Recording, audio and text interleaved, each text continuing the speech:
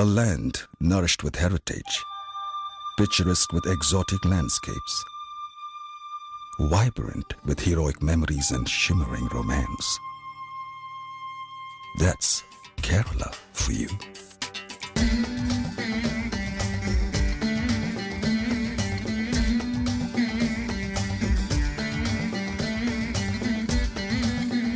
And in this land lies the history of a strong bonding, or rather, a harmonious synchronization with all the elements that binds him between the man and his soil. The name Kerala comes from Kera, which means the coconut tree. With its heavily decked coconut trees all throughout and lavish water bodies surrounding them, this land is heaven's gift to the Malayalis. And they in turn depend on these trees for almost every single aspect in their life. It also explains why a coconut tree is called the Kalpaka tree, that gives life to the land. To the common man in Kerala, all parts of the coconut tree are important.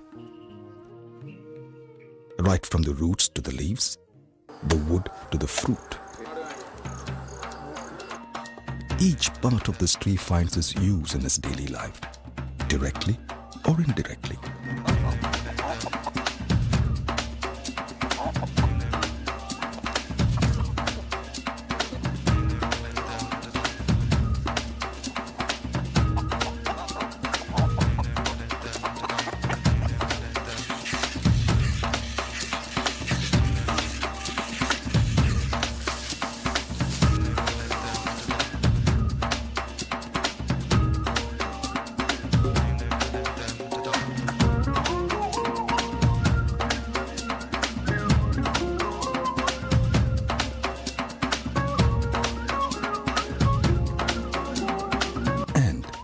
Coir rope, made from the husk of the coconut fiber by virtue of its numerous uses, stands out. In the past, when Raja Keshavadas was the ruling Talava in the erstwhile Travancore, Alappuzha was stylized and literally redesigned, with canals and bridges freshly laid out all over the district. It was made out to be the first artificial port city in the whole of Kerala. What's more, Alappuzha had abundant natural resources which were systematically tapped to support this.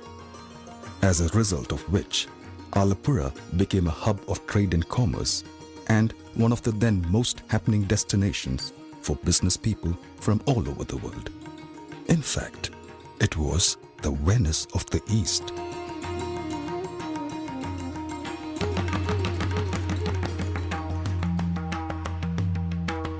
In the year 1859, when an Irish-born American national, James Starr, thought it to be appropriate to set up a coir factory at Alappuzha, he had two major reasons laid out before him in support of his decision.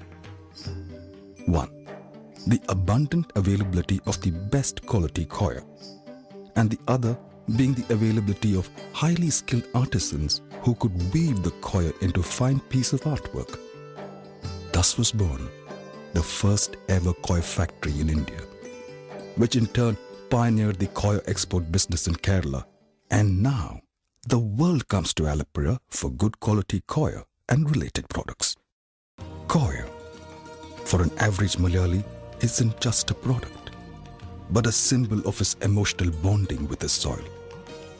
Which is why quite often you find a unique blend of art and craft in most of the coir products that come out of this land.